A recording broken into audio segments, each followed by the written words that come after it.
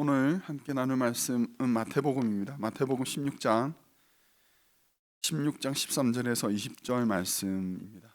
저희가 아마 말씀을 두 가지로 살펴볼 텐데요.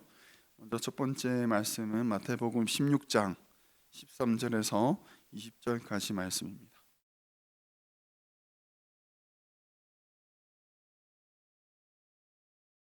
다 같이 한 목소리로 합독하시겠습니다.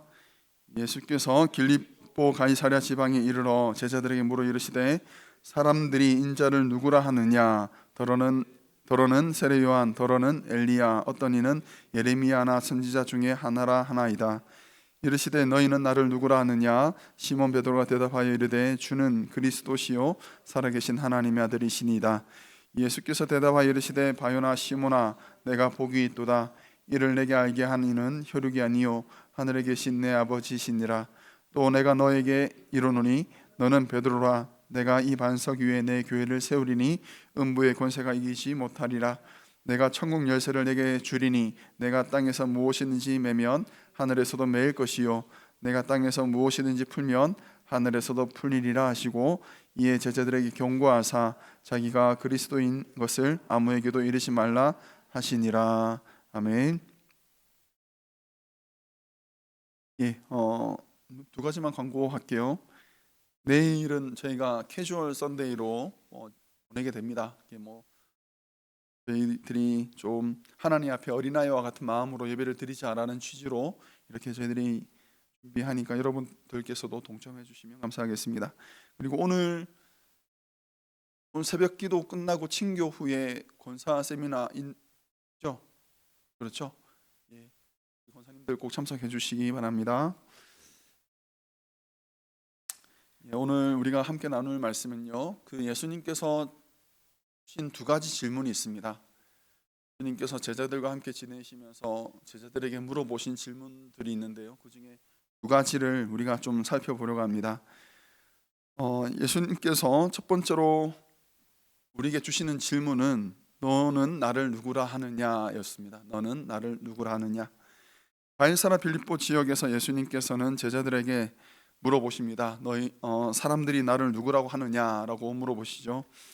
이에 제자들이 대답하기를 14절 말씀인데 더러는 세례 요한, 더러는 엘리야, 어떤 이는 예레미야나 선지자 중에 하나라 하나이다라고 대답을 합니다. 이 질문은 굉장히 중요한 질문입니다. 그리고 모든 사람들은 본인이 원하든 그렇지 않든 대답을 하고 있습니다. 누군지 물어보십시오. 당신은 예수님을 누구라고 생각합니까? 라고 물어본다면 각자 나름대로 예수님에 대한 생각이 있고 그것에 대한 대답이 준비되어 있습니다. 어떤 사람은 예수는 위대한 사람이다 라고도 말합니다. 그리고 어떤 이들은 예수는 슈퍼스타다 라고 말하고 그것을 공연할 정도로 예수님에 대해서 말을 합니다. 예수님은 존경받을 위인이다 라고도 말하고요. 신학자라고 불리는 사람들 또한 예수님에 대해서 다양하게 정의를 합니다.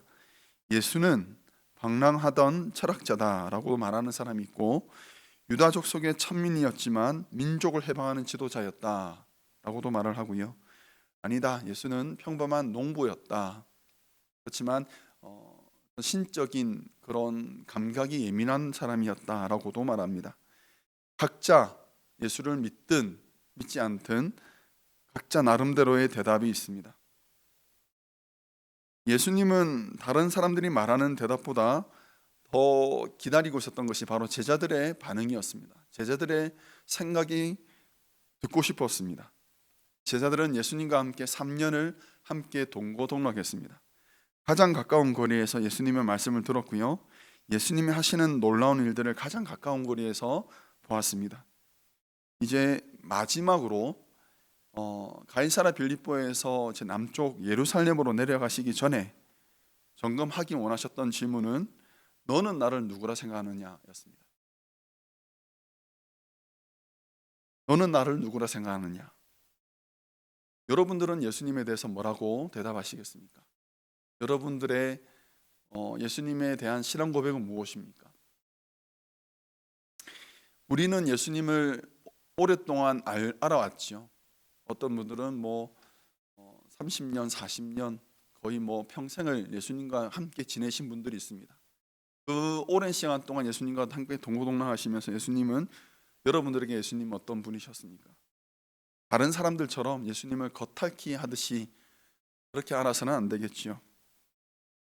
한 남자가 한 여인을 소개받았습니다. 소개해준 친구는 그 여인에 대한 정보를 이렇게 다 들려줍니다. 좋은 학교를 나왔고 정말 똑똑한 여인이고 얼굴은 얼마나 예쁘고 성격까지 좋은지 너에게 알려주기에는 정말 안타깝다며 이렇게 찬사를 아끼지 않습니다. 후에 남자는 소개받은 여인과 함께 결혼하게 됩니다. 이제 결혼해서 살다 보니까 정말 자신의 아내가 어떤 사람인지 참 모습을 발견하게 되죠. 이것은 자신을 소개해 준 친구로부터 들어서 아는 것과는 많이 다릅니다. 똑똑한 줄 알았지만 정말 현명하고 지혜롭다라는 것을 살면서 체험하게 되고요. 결혼 전만 하더라도 얼굴이 예쁜 줄은 알았는데 그것이 결혼 후에는 그렇게까지는 아니다라는 것도 알게 되고요.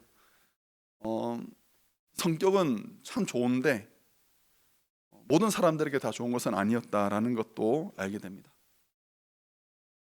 그게 소리를 하는 거지만 사람을 알아간다라는 것은 다릅니다. 내가 들어서 하는 것과 만나서 부대끼며 경험하게 되는 그 지식은 또 다릅니다. 성경에서 말하는 하나님을 아는 지식이라는 것은 이런 체험적인 알입니다. 내가 들어서 아는 거 말고요. 다른 사람들이 하는 말 말고요. 내가 경험한 그 지식이 우리에겐 필요한 거죠.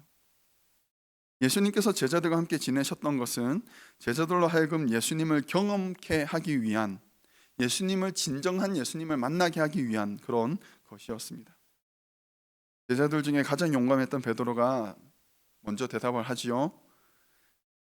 주는 그리스도시요 살아계신 하나님의 아들이시니이다. 주는 그리스도시요 살아계신 하나님의 아들이시니이다. 예수님은 이 대답을 기뻐하셨습니다. 예수님은 이 대답에 크게 기뻐하셨습니다. 그리고 이 신앙 고백 위에 내가 내 교회를 세우겠다라고 예수님을 말씀하십니다. 그리고 우리 모두는 베드로의 이 고백 위에 신앙 고백을 더하고 있습니다. 그것은 저와 여러분의 같은 동일한 신앙 고백인 줄 압니다. 여러분, 예수님을 더 많이 알아가시는 우리가 되었으면 좋겠습니다. 예수님을 오늘 또 경험하고 오늘 또 좀 더 알아가는 그런 우리가 되었으면 좋겠습니다. 그래서 예수님을 아는 지식에서 무럭무럭 자라가는 우리 모든 성도 되시기를 주의 이름으로 축원합니다. 두 번째로 예수님께서 베드로에게 주셨던 질문은 너는 나를 사랑하느냐라는 질문이었습니다.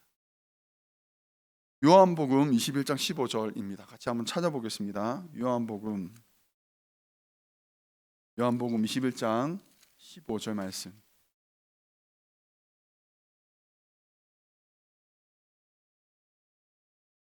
21장 15절 말씀 같이 우리 한 목소리로 읽어보겠습니다. 같이 있습니다. 그들이 조밥 먹은 후에 예수께서 시몬 베드로에게 이르시되 요한의 아들 시몬아 내가 이 사람들보다 나를 더 사랑하느냐 하시니 이르되 주님 그러하나이다. 내가 주님을 사랑하는 줄 주께서 아시나이다. 이르시되 내 양을 먹이라 하시고. 아멘. 예수님과 지금 만나는 이 시점을 우리가 잘 알고 있는 것처럼 예수님께서 죽음을 이기시고 부활하시고 그리고 제자들과 만나는 자리였습니다. 제자들은 예수님이 돌아가신 이후에 큰 어려움의 시간을 보냈지요. 우리가 믿고 따르던 예수님이 돌아가셨다라는 그 좌절감이 그 제자들의 마음을 크게 힘들게 했었습니다. 그런 제자들 중에서 이제 갈릴리 출신의 제자들은 갈릴리로 돌아갔고요. 그곳에서 예전에 자신들이 하던 일, 생업을 이어서 물고기 잡는 일을 하고 있던 중이었습니다. 그런데 그 자리에서 예수님을 만난 거죠. 예수님께서 그들을 위해서 먼저 가셔서 식사 자리를 준비하고 계셨습니다. 예수님께서 베드로에게 이 질문을 하셨던 이유는 우리가 잘 알고 있는 것처럼 베드로가 예수님을 3번 부인했었죠.